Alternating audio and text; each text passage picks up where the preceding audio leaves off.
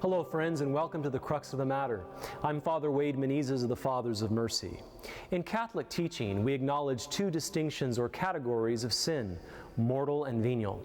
Mortal sin is a grave violation of the law of God that destroys the divine life in the soul of the sinner. That is, it destroys sanctifying grace in the soul, which makes one an actual participator in the divine life of God.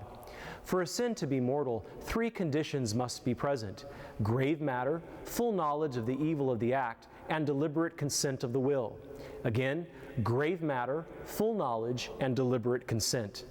Mortal sin destroys charity in the heart of man because it constitutes a grave infraction of God's law. It turns man away from God, who is his ultimate end and beatitude. Venial sin is the failure to observe necessary moderation in lesser matters of the moral law, or in the case of more grave and serious matters, acting without full knowledge or complete consent. In other words, if any one of the three requirements for a mortal sin is absent, a venial sin is present. Venial sin still allows sanctifying grace, that is, divine life, to subsist in the soul, but it offends and weakens it.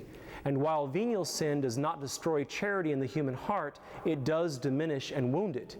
Sins are rightly evaluated then according to their gravity.